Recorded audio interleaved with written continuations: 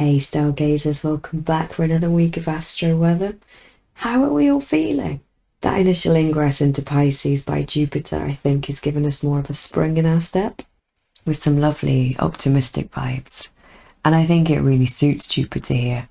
I know a lot of us, including myself actually, see Neptune as king of the emotional seas of Pisces, but let's not forget traditionally it was Jupiter who ruled this roost before he was so rudely usurped.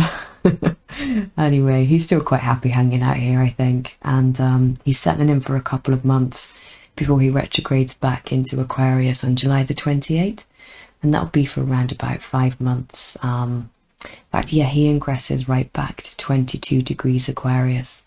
He stations direct again on the 17th of October, and he re-enters Pisces on the 29th of December. Blimey. Can you imagine the New Year's Eve parties we're going to see with this one? I think even those of us who are in bed by 9, normally watching reruns of the Golden Girls, might even strap on our high heels for this.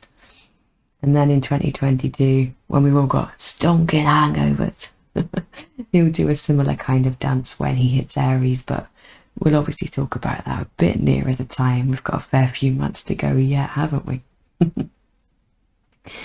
But when we've got a planet who's got like such a close affinity with a sign as Jupiter does with Pisces, as well as a barrier planet moving into the final stages of the zodiac, it's quite important because we're seeing the closing out of one complete zodiacal turn and the initiation of a new one. And when we look at planetary cycles and when we look at how humans work, I think we can really see the importance of retrogradation here. We've got quite a retrograde theme actually today, as you'll see, in fact. A really cool retrograde summer coming up on our hands too. But yes, we as humans aren't always straightforward, are we? You know, we don't always get things right the first time around. We don't always have a full appreciation of situations either. And I guess what I'm saying is that we're not linear, you know, we're not robots. Not yet anyway. Our awareness sundown journey can't really be measured in such straightforward ways, and retrogrades really feed into this idea. So I get really pissed off when people try and put the frighteners on you and put the mockers on all things retrograde. Don't buy into that bullshit. They're there for a reason and they serve you well. It's just knowing how to work them. So yeah, when we see Jupiter ingress back into Aquarius, back to my original point, before he completes that zodiacal turn, it's really something special. It's a proper gift, actually. You get to complete everything you need to with the archetype and the sign. So you can expect those real aha moments, you know, I get it now. And revisiting certain key areas in your life in accordance with your chart. Jupiter, remember, he expands. He provides the knowledge in Aquarius. And it will be concerning your personal freedom, your dismantling of constriction and diktat and control. I go on about every week at the moment, don't I? But retrograde, when it is retrograde, it's working on the internal programming, yeah? Where you've taken in that control, where you've bought into the lie. Cool, eh? So I think we're being given a nice taste of Jupiter in Pisces with his lovely, peaceful, humanitarian vibes.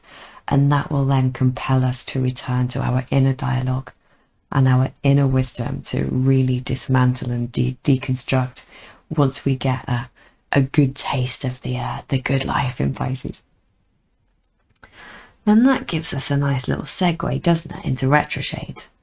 Mercury begins his shadow period today, so if I'm a bit waffly and otherworldly, I do apologise. And so you can expect your Mercury function to be a little bit different, shall we say. The Mercury retrograde cycle is really internalised, and it's an opportunity to check in with yourself, shall we say. You know, how's your inner dialogue? Are you completely fried with all the information you've taken in? Is your head reeling from ever-changing rules of combat? There's the old phrase, isn't there? Something about damn statistics and lies, and the negatively polarised Mercury can lead us down the slippery silver tongue road of untruths and confusion. And confusion sucks, you know, it really pulls us away from what we know in our gut. It pulls us away from our Sagittarius and Jupiter, actually, our known truths in our guts. And when we lose track of what we intuitively see as right and true, we can naturally fall prey to external sources who we can use to supplement our own knowing when we feel we don't trust it anymore.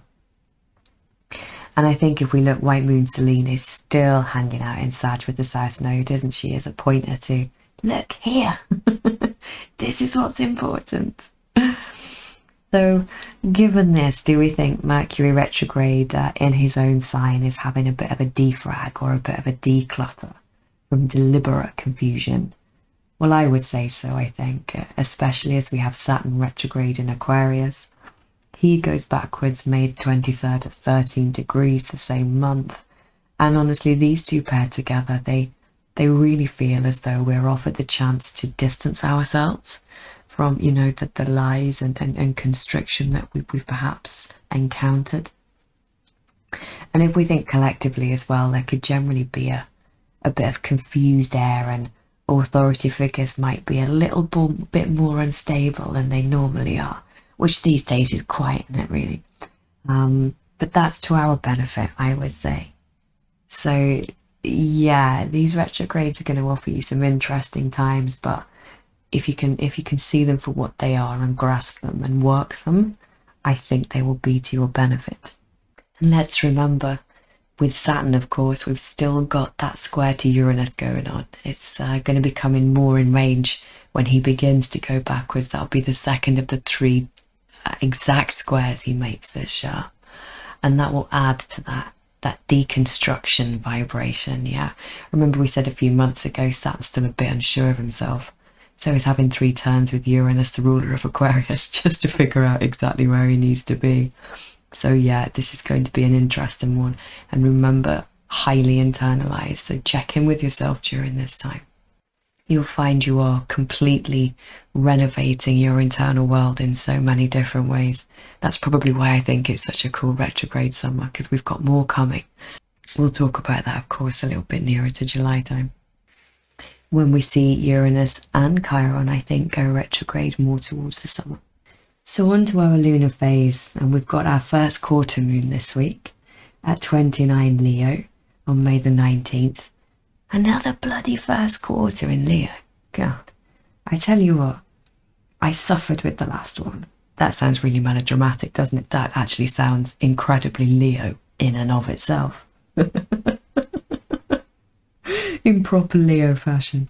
But I realised just how much my Leo needs that reassurance to step up and show off. My own Leo placements, I've got a Leo Ascendant and Leo North Node. They're both conjunct, actually. And those of you that have this North Node and Ascendant conjunction, it can be a bit tricky to know what to make of it. Your Ascendant is how you automatically or you spontaneously show up in the world, how others perceive you. And your North Node is the trajectory that you set yourself for this lifetime. You know, the direction you wish to go in, what you want to, what your soul desires to incorporate more of. And it can quite often be a difficult ask for us. You know, the whole point of a North Node is it's quite uncharted terrain. So when you've got your North Node conjunct your Ascendant, one of the ways it can show up is you can struggle to allow yourself to be your spontaneous self. You know, you always repressing who you just inherently are, that there can be a real kind of painful and acute self-awareness, as if all eyes are on you, and that can come across as quite, well, a bit full of yourself, aren't you? But it's not that. It's this natural insecurity of not allowing yourself to project as you would into the world. And so, of course, if you've got all that going on under a Leo moon, blimey, it can really, really show you where you need to have that self-confidence, where you need to have that appreciation that, you know, you can rock it as you as much as anyone else can rock it as themselves in the world.